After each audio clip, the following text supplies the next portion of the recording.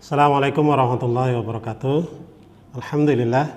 Alhamdulillahirabbil alamin. Salatu wassalamu ala asyrafil anbiya wal mursalin wa ala alihi wa ashabihi ajmain. Asyhadu an la ilaha illallah wahdahu la syarikalah wa asyhadu anna sayyidina wa habibina wa syafi'ina wa maulana Muhammadin sallallahu alaihi wasallam wa ala alihi wa ashabihi ajmain. Anak-anakku sekalian, alhamdulillah kita panjatkan puji syukur kehadirat Allah Subhanahu wa taala karena Allah masih memberikan nikmat pada kita. Yang paling utama adalah nikmat iman, nikmat Islam, dan nikmat sehat, serta nikmat-nikmat yang lain yang diberikan pada Allah Subhanahu wa taala kepada diri kita. Maka sudah sewajarnya lah kita sebagai hambanya senantiasa memanjatkan puji syukur kehadirat Allah Subhanahu wa taala. Sehingga ketika kita bersyukur, Allah akan tambahkan nikmat kita. La in syakartum la azidanakum wa la in kafartum inna adzabi lasyadid. Ketika kita bersyukur, maka Allah akan tambahkan lagi kenikmatan-kenikmatan kepada kita. Tapi ketika kita tidak bersyukur, maka kita khawatir Allah akan mengazab kita. Nauzubillah min dzalik. Anak-anakku sekalian, rahimani wa rahimakumullah, yang Ustaz banggakan, hari ini Ustaz akan berbicara tentang ibadah online. Loh, kok bisa Ustaz? Memang sholat itu bisa online. Bukan sholat itu saja. Nah, ibadah itu bukan hanya sholat saja.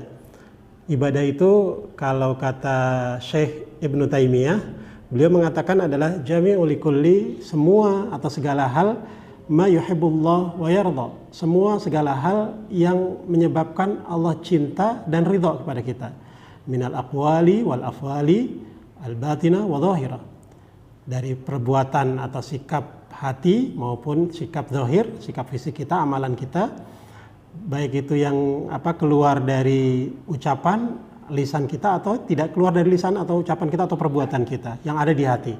Ketika Allah cinta dan Allah ridha, maka itu adalah ibadah. Jadi bicara tentang ibadah online adalah ibadah yang bisa kita lakukan secara online.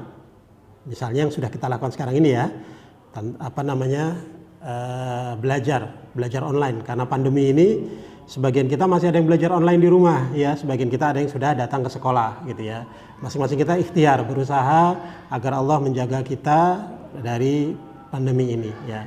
Semua kita berusaha mengikuti protokol kesehatan. Nah, tapi masih ada yang belajar online di rumah. Nah, belajar itu kan ibadah ya. Kenapa? Karena Allah ridha pada orang-orang yang belajar ya. Karena belajar itu menjadi satu kewajiban, kata Rasulullah, talabul ilmi fardhatun ala kulli muslim. Menuntut ilmu itu wajib bagi seorang muslim, maka itu bernilai ibadah. Nah, selain belajar, apalagi Ustaz? Masih banyak lagi hal-hal atau ibadah-ibadah yang bisa kita lakukan secara online. Ya.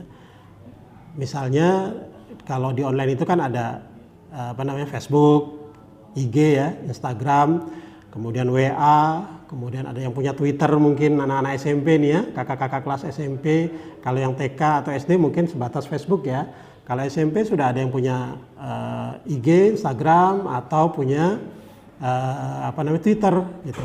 Nah, semua itu bisa jadi sarana ibadah kita ya.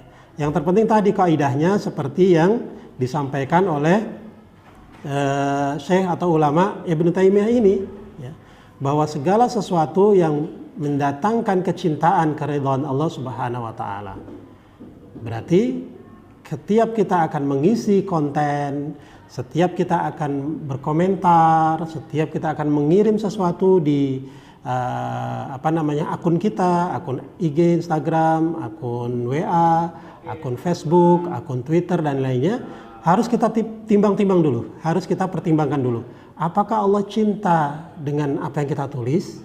Apakah Allah ridha dengan apa yang kita tulis?